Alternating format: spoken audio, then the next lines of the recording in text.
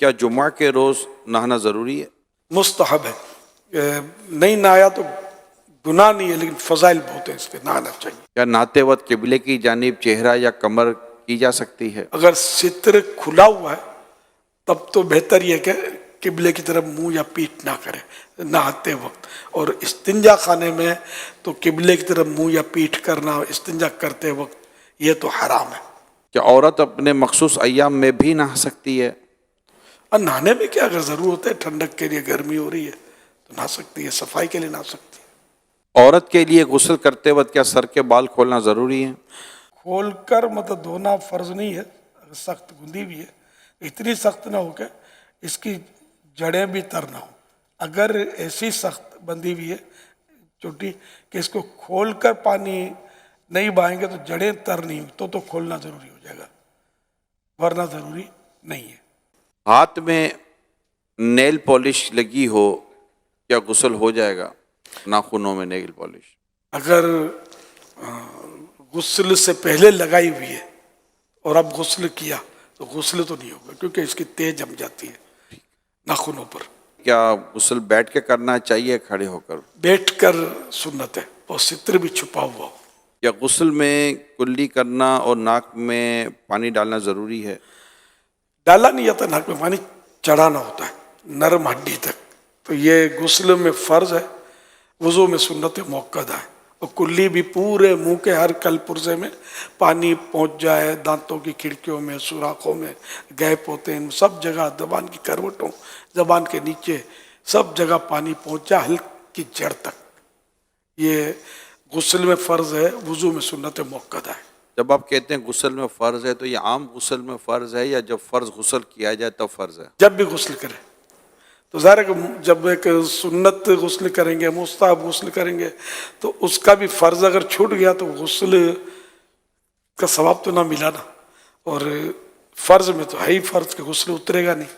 اگر عمومی طور پر جیسے کہ صرف ٹھنڈک کے لیے یا فریش ہونے کے لیے غسل کرنا چاہتا ہے تو کیا تب بھی ناک میں پانی چڑھانا فرض ہو جائے گا اور ہر مطلب کہ کل پرزے تک کلی کرنا فرض ہو جائے گا؟ تو غسل اسی وقت کہا جائے گا کہ جب اسی طریقے سے جو طریقہ بیان کیا گیا وہ اب خالی بدن میں پانی ڈال رہا ہے تو یہ پھر غسل نہیں ہے، جبکہ ٹھنڈک کے لیے، گرمی دور کرنے کے لیے، وہ کہتے ہیں تبرید کے لیے، ٹھنڈک کے لیے، تو یہ بھی جائز ہے، مباح ہے، اچھی نیت ہو تو ثواب ملے گا۔ کیا شاور کے ذریعے نہانے سے فرض غسل ہو جائے گا؟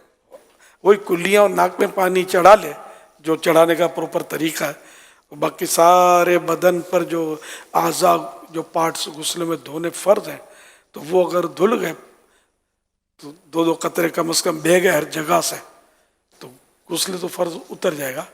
بعض جگہیں ایسی ہوتی ہے بدن میں کہ جن کی احتیاط نہ کی جائے تو اس سے پانی بہتا نہیں ہے، تو وہ اونچا نیچا ہو کر وہ پانی بہانا پڑے گا۔ اس کے لیے میں مشورہ دوں گا کہ جو شاور میں نہاتے ہیں، کیونکہ آج کل جو بھی شاور باتھ روم میں لگ رہے ہیں وہ ایک چھت کے شاور لگتے ہیں اور بھی وہ فکس شاور ہوتے ہیں، اگر اس کے ساتھ ساتھ آپ ہینڈ شاور ضرور لازمی طور پر لگا دیں، کیونکہ بعض جگہوں پر پانی ہینڈ شاور ہاتھ میں لے کر پانی پہنچانے میں آپ کے لیے زیادہ آسانی ہوگی۔ صرف نیچے کھڑے رہ کر پانی اوپر سے آئے، خدشہ ہے کہ شاید اس جگہ پر پانی نہ بہے جہاں پر پانی بہانا بھی ضروری ہے۔ تو بدن کو ملنا بھی سنت ہے، جی، ہر جگہ کو ملنا ہے۔ کیا غسل کرتے ہوئے کان کے اندر پانی ڈالنا بھی ضروری ہے؟ کان کی جو باہر کی سطح ہے نا یہ دھلی نہیں ہے، اندر سوراخ میں پانی تو نقصان کرے گا ڈالیں گے تو۔ باہر کی سطح پر پانی بہہ جائے؟ آپ بہہ جائے، غسل میں یوں کرتے ہیں نا تو مطلب پانی کا چانس تو ہے کہ بہہ جائے۔ بعض اوقات ہے کہ میل جمے ہوئے ہوتے ہیں، یہ کان کی ادھر میل اتنا سخت ہوتا ہے کہ شاید پانی نہ بہے، یہ میل کو انگلی سے صاف کیا جائے، یہ اوپر کی سطح میں ہوتا ہے، یہ اس حصے میں یہ بھی تھوڑا تھوڑا فولڈ ہوتے ہیں، تو یہاں بھی تھوڑا ہلا جلا کر میل کی تہ جمی بھی تو اس کو چھڑانا یہ فرض ہے۔ یہ ہے تو درست، لیکن بعض اوقات ایسی جگہ پر یہ میل وغیرہ جم جاتا ہے جس کا پتہ نہیں چلتا، تو اس طرح کی مطلب کوئی چیز رہ جائے جس کے احتیاج میں حرج ہو، جس کے دھیان رکھنے میں حرج ہو تو اس میں معافی ہوتی ہے، لیکن یہ کہ جب پتہ چل گیا کہ یہ رہ گیا ہے جیسے مکھی مچھر کی بیٹ ہے یا اس طرح کی باریک چیز رہ جائے تو باہر شریعت میں بھی لکھا ہے تو اس کو مطلب رہ گیا تو اب نماز پڑھ لی تو ہو گئی، لیکن جب پتہ چلیا تو اب اس کو چھڑا کر اس پر پانی بہانا ہوگا۔ کیا 3 بار جسم پر پانی بہانا فرض ہے؟ ایک بار سے فرض ادا ہو جائے گا، 3 بار سنت ہے۔ اچھا، اب یہ شاور کے نیچے نہائیں گے تو 3 بار کا تو حساب نہیں رہے گا، وہ کندھے اور یہ ترتیب ہے یہ بھی نہیں رہے گی۔